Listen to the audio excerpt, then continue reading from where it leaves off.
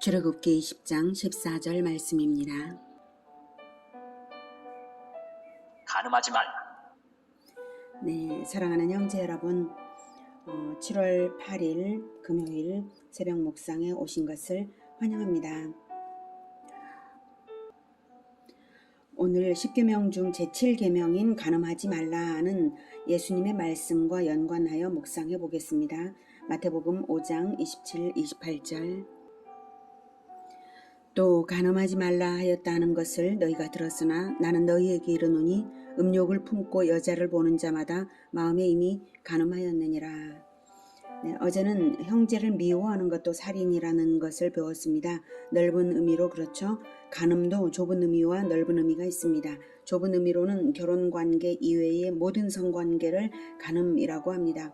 넓은 의미로는 예수님께서 말씀하신 것처럼 음란한 마음으로 사람을 보는 것 자체가 간음입니다. 좁은 의미의 간음, 즉 자기 아내나 남편이 아닌 여자 또는 남자와의 성관계를 금하는 것은 양보할 수 없는 최소한의 규범이고 절대적인 규범입니다. 그래서 범하면 돌로 쳐 죽이라고 구약성경에서 하나님이 말씀하셨습니다. 그런데 넓은 의미로 하면 간음을 일으키는 원인부터 간음으로 보는 것입니다. 엄격하죠. 그것이 예수님의 기준입니다. 구약시대의 율법보다 더 엄격하시고 더 거룩하십니다. 예수님의 말씀이 진리인 줄 믿으시기 바랍니다. 그런데 성에 관한 문화가 심각하게 더럽고 추악해져서 현대사회에서는 좁은 의미의 간음조차 간음인 줄을 모르고 죄인 줄을 모르는 지경이 되었습니다. 간음을 낭만이라고 여기고 있습니다. 간음에 대한 개념이 사라져 버리고 있는데요. 왜 그렇게 죄를 죄로 알지 않게 되었는가 하면 마귀에게 속아 넘어갔기 때문인데요. 마귀는 먼저는 문화를 타락시켜서 속이고요. 법을 바꿔서 속이고 진리에 도전하며 속입니다. 하나씩 보면 먼저 문화 타락을 생각해보죠. 성적 접촉이 허락된 관계는 오직 결혼관계 부부밖에 없습니다. 결혼한 부부의 성적 접촉은 아름다운 것이고 행복한 것입니다. 그러나 결혼관계가 아닌 관계에서 벌어지는 것은 추악하고 불행하죠. 한 번의 관계일지라도 그것이 사람을 잡아매어서 죄의 노예가 되게 하고 불행으로 치닫게 합니다. 그런데 우리 사회에서는 결혼 밖의 성적 접촉도 아름답게 생각하는 경향이 많습니다. 드라마, 영화, 소설, 만화에는 남녀가 사귀다가 키스하거나 포옹하는 것을 아무렇지도 않게 그리곤 합니다. 속이는 것이죠. 이 세상 신이 간음을 사랑이라고 거짓을 가르치고 있습니다. 마귀가 온갖 문화 매체들을 장악하고 이용해서 온 세상 사람들을 속이고 있는 것입니다. 여러분, 간음은 사랑이 아닙니다. 분별력을 가지시고 거짓 사상을 거부하십시오. 여러분의 행위를 정결하게 지키십시오. 진리는 오직 성경 말씀에 있고 진리를 따른 것이 가장 아름답고 행복한 것인 줄을 아시기 바랍니다. 사랑은, 진리 없는 사랑은 진정한 사랑이 아닙니다. 두 번째로 법을 바꾸는 것인데요. 간음의 개념 자체가 사라져버렸습니다. 우리나라를 포함해서 많은 나라에서 간통죄가 국법에서 삭제되었습니다. 그래서 이제는 간음이 죄가 아니라고 합니다. 서로 원해서 저지른 성관계라면 죄가 아니라고 법을 바꿔놓았는데요. 간음은 죄인 것이 분명하고 돌로 쳐 죽일 죄라고 성경이 말하고 있습니다.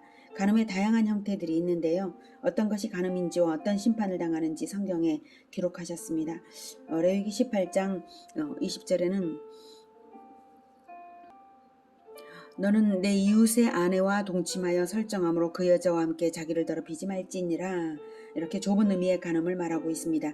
여기서 이웃은 일반적으로 타인이라는 의미고요. 설정은 남자의 정액을 배출하는 걸 말하죠. 레위기 18장 22절부터 들어보겠습니다. 너는 여자와 동침함같이 남자와 동침하지 말라. 이는 가증한 일이니라. 너는 짐승과 교합하여 자기를 더럽히지 말며 여자는 짐승 앞에 서서 그것과 교접하지 말라. 이는 문란한 일이니라. 너희는 이 모든 일로 스스로 더럽히지 말라. 내가 너희 앞에서 쫓아내는 족속들이 이 모든 일로 말미암아 더러워졌고 그 땅도 더러워졌으므로 내가 그 악으로 말미암아 벌하고 그 땅도 스스로 그 주민을 토하여 내느니라. 그러므로 너희 곧 너희의 동족이나 혹은 너희 중에 거류하는 거류민이나 내 규례와 내 법도를 지키고 이런 가증한 일에 하나라도 행하지 말라. 너희가 전에 있던 그 땅 주민이 이 모든 가증한 일을 행하였고 그 땅도 더러워졌느니라. 너희도 더럽히면 그 땅이 너희가 있기 전 주민을 토함같이 너희를 토할까 하노라. 이 가증한 모든 일을 행하는 자는 그 백성 중에서 끊어지리라. 네, 레위기는 이스라엘이 시내산에서 십계명을 받은 직후 곧 이어받은 율법입니다. 이스라엘 민족을 가나안 땅에 들어갈 것이 예정되어 있고 가나안 땅에 들어가서 이 율법대로 살라고 주신 것이고 하나님과 언약 관계를 맺었다는 증거가 율법을 받았다는 그것이죠. 보시면 반드시 처벌받아 마땅한 극심한 것들입니다. 22절 너는 여자와 동침함 같이 남자와 동침하지 말라 이렇게 했는데요. 남자를 대상으로 쓴 것이므로 동성애를 하지 말라는 것입니다. 동성애를 금지하시고요. 23절에서는 짐승과의 교합하는 수간을 금지하시며 그런 일 때문에 가나안 땅이 심판을 당하는 것이라고 말씀하십니다. 이 모든 일로 말미암아 그 땅이 더러워졌다라고 말씀하고 계시죠. 그리고 더러워졌으므로 그 땅이 그런 일로 더러워졌으므로 그 땅도 그 주민을 토하여 낸다. 그러므로 과거 아브라함 시대의 소돔과 고모라의 유황불이 하늘에서 비처럼 쏟아져서 도시가 완전히 파괴된 것은 동성애와 성폭행이 만연했기 때문이죠. 소돔과 고모라는 흔적도 없이 사라져서 지금의 사해로 변했습니다. 그런 역사가 있는 사해를 눈으로 뻔히 보면서도 가나안 땅은 다시 동성애와 변태적인 성범죄가 만연한 것이므로 하나님의 심판을 피할 길이 없었습니다. 가나안의 변태적 성행위는 우상숭배의 방법으로 조장되고 있었습니다. 그래서 이스라엘이 가나안을 심판할 하나님의 칼이 되어 들어가는 것이고 이스라엘의 가나안 정복전쟁은 하나님의 심판전쟁입니다. 하나님이 이스라엘에게 가나안 땅을 주겠다고 하신 것은 이스라엘에 대한 축복의 언약인 한편 가나안을 심판하는 것이니만큼 만약 이스라엘조차 가나안의 동성애를 따라한다면 하나님은 자기 백성일지라도 가나안을 쫓아낼 것이라고 하신 것입니다. 하나님의 말씀은 진리입니다. 진리는 과거나 현재나 미래나 동일하게 적용됩니다. 그러니 현대사회에 동성애가 확산되는 이 행태는 하나님의 거대한 심판을 불러오는 일이 분명합니다. 그런데 지금 많은 나라들이 동성애와 동성결혼을 법으로 허락해주고 있을 뿐만 아니라 우리나라도 차별금지 법안에 동성애가 나쁘다고 가르치면 징벌적 배상을 강요하고 강제 이행을 시킬 수 있도록 하여 동성애 보호를 위한 특별 우대 조치까지 마련하려는 악한 음모가 있습니다. 진리와 거짓이 완전히 뒤바뀐 세상이 되고 있습니다.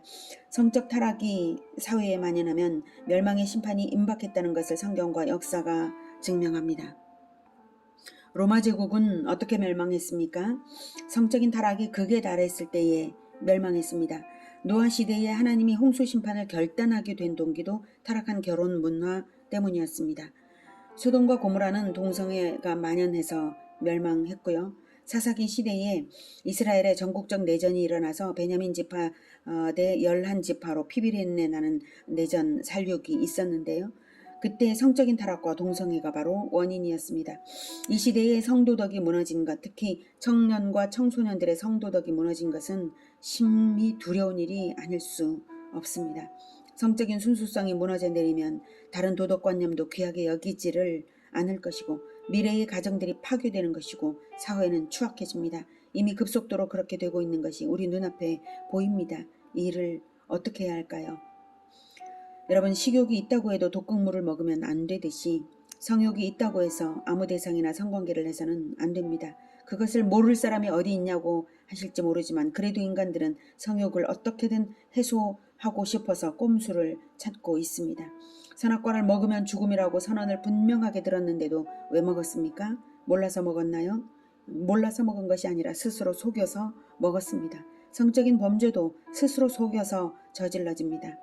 그러니 성경이 말하는 간음의 구체적인 형태와 심판들을 읽고 진노하시면서 통탄하시는 하나님의 마음에 거룩하게 공감하며 경계심을 가져야 하겠습니다. 레위기 20장 10절부터 누구든지 남의 아내와 간음하는 자, 곧 그의 이웃의 아내와 간음하는 자는 그 간부와 음부를 반드시 죽일지니라. 누구든지 그의 아버지의 아내와 동침하는 자는 그의 아버지의 하체를 범하였은즉 둘 다 반드시 죽일지니 그들의 피가 자기들에게로 돌아가리라. 누구든지 그의 며느리와 동침하거든 둘 다 반드시 죽일지니 그들이 가증한 일을 행하였음이라. 그들의 피가 자기들에게로 돌아가리라. 누구든지 여인과 동침하듯 남자와 동침하면 둘 다 가증한 일을 행함인즉 반드시 죽일지니 자기의 피가 자기에게로 돌아가리라. 누구든지 아내와 자기의 장모를 함께 데리고 살면 악행인즉 그와 그들을 함께 불사를 지니 이는 너희 중에 악행이 없게 하려 함이니라. 남자가 짐승과 교합하면 반드시 죽이고 너희는 그 짐승도 죽일 것이며 여자가 짐승에게 가까이 하여 교합하면 너는 여자와 짐승을 죽이되 그들을 반드시 죽일지니 그들의 피가 자기들에게로 돌아가리라. 누구든지 그의 자매 곧 그의 아버지의 딸이나 그의 어머니의 딸을 데려다가 그 여자의 하체를 보고 여자는 그 남자의 하체를 보면 부끄러운 일이라. 그들의 민족 앞에서 그들이 끊어질지니 그가 자기의 자매의 하체를 범하였은즉 그가 그의 죄를 담당하리라. 이외에도 이모, 고모, 숙모, 형제의 아내에 대한 성적 접촉도 마찬가지고요. 다만 미혼의 경우 결혼으로 책임지도록 하는 예외는 있습니다. 그 외에는 형벌을 양보할 수 없는 한계선입니다. 인간이 인간이기를 포기한 수준, 스스로 짐승의 격으로 떨어진 수준입니다. 하나님의 형상으로 창조된 인간이 하나님을 말할 수 없이 욕되게 한 극악한 일입니다. 자, 그러니 이 조항들에 저촉되지 않는다 해서 거룩한 것은 아닙니다. 그러면 우리가 가져야 할 거룩한 기준은 무엇이겠습니까? 금지사항 기준을 행동 기준으로 가질 것이 아니라 하나님의 영광이 되는 거룩한 기준을 행동 기준으로 가져야 하지 않겠습니까? 바로 예수님의 기준입니다. 마태복음 5장 28절. 나는 너희에게 이르노니 음욕을 품고 여자를 보는 자마다 마음에 이미 간음하였느니라. 예수님은 음욕을 품고 보는 것도 이미 간음한 것이라고 말씀하십니다. 그 이유는 음욕을 품는 것으로서 자기 자신의 영혼을 이미 더럽혔기 때문입니다. 이미 간음 바이러스가 그 영혼을 감염시킨 것이니까요. 코로나19 바이러스에 감염되었다면 무증상이어도 확진자가 되듯이 하나님의 레이저 광선 같은 눈은 음욕을 품은 영혼을 이미 더럽게 여기십니다. 음욕은 마음에서 자라나서 간음의 원인이 되는 점에서 그렇습니다. 미움이 자라나면 살인이 되는 점에서 형제를 미워하는 자마다 살인하는 자라고 하셨던 것처럼 간음도 음욕부터가 간음입니다.